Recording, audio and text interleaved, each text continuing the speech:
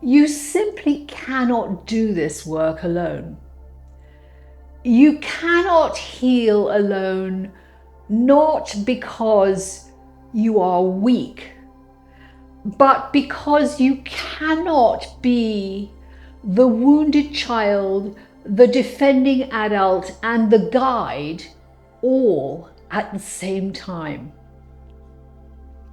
Now, there wasn't one dramatic moment when I realized this.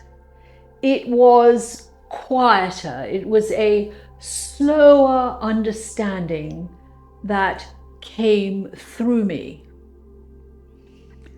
I was a single mother of 3 very tiny, very wonderful children. And I remember now standing in my kitchen late at night. There were dishes in the sink, school bags half packed, and my hands a little reluctant to make yet another school lunch for the next day. There were tears running down my face again. Not because I didn't love my children, but because I felt frozen. I was frozen, as if petrified in fear, frozen in shame, frozen in that sense that there was something wrong, something bad inside me, and I didn't even know what it was, where it came from, or what to do about it. I didn't have a clear story about my childhood. I couldn't explain anything. I just knew that notwithstanding all the work I did on myself, I kept ending up in the same place, overwhelmed, alone, gripping the day by my fingertips. And so I did what I've always done. I threw myself deeper into my spiritual practices. I opened a yogashala in India. I traveled there 6 times a year, and I studied with every guru and every master I could find. I went to sacred plant medicine retreats around the world when my children were with their father. I dug deeper and deeper into myself, into healing modalities, into every form of healing known to man. I studied the shadow. I committed to mastering it. I tried everything, and things improved. No question, they improved on the surface, but the core didn't significantly shift, because I still could not access the core wound. And here is the first truth I want to share with you in this video. You cannot heal what you cannot see. You can see your behavior, your patterns. You can see that you overwork, perhaps. You can see that you choose the wrong partners again and again. You can see perhaps that you numb out or that you shut down. So, of course, you try to fix the behavior, but the wound itself is hidden, and the defenses are highly intelligent. They were built for survival, and they've been compounded over time. They are not casual. They are structural. Which brings me to the second truth.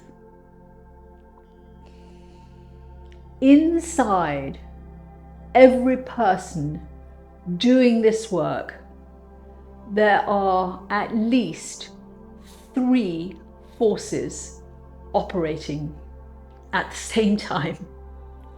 There's the so-called rational adult who has built sophisticated explanations for why not to go into the wound.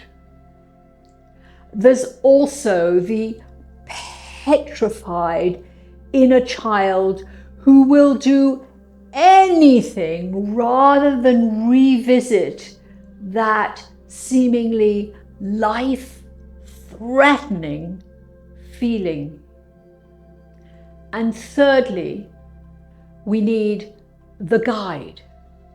And this is the exquisitely regulated, compassionate presence which is required to take both of them, the rational adult and the petrified child, through the walls of defense and into the fire safely. One person, you, cannot be all 3 at once.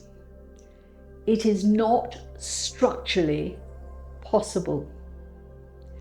The adult will justify. The child will resist. And without an external guide, the system retreats every single time.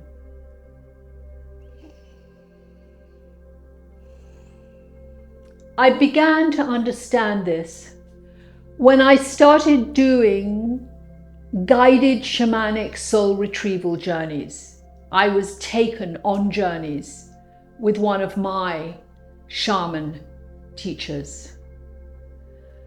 No plant medicine was required, just containment, just precision, presence. For the first time, I experienced what it felt like to be guided toward the wound safely and to be able to do so without flooding and being overwhelmed or without running in the opposite direction. And this was not because this time I tried harder, but because someone else with an exquisite skill set was holding the field. Later on in life, when I began guiding others, I saw the same pattern again and again and again. When someone tries to go alone into their wound, they intellectualize, they spiritualize, and they overwhelm themselves, or they stop close to the edge. And this is not because they lack willingness, and it's not because they lack courage. It's because survival systems which have been built over years and often over decades override those intentions. And this brings me to the third truth. The defenses are stronger, way stronger than willpower. You cannot dismantle a structure that was built to protect you from annihilation.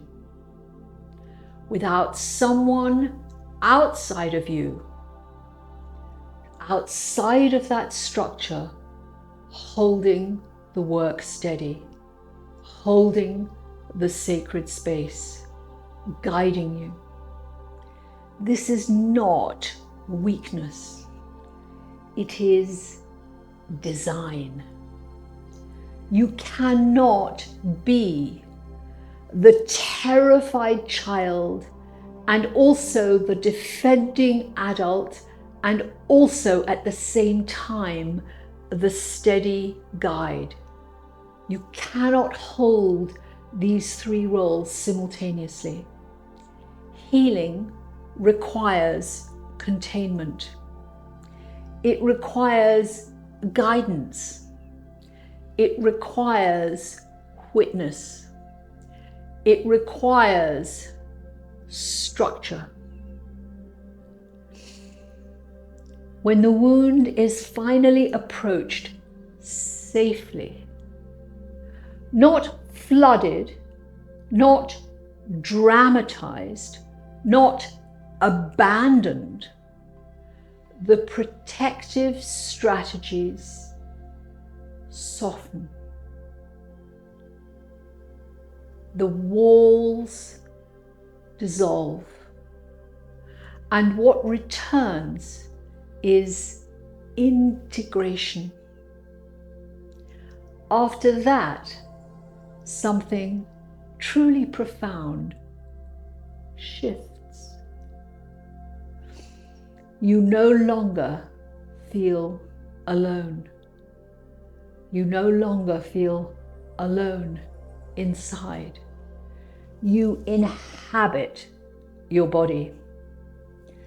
You trust yourself, not because you became somehow stronger, but because you were finally supported where you once were alone. If you're ready to engage this work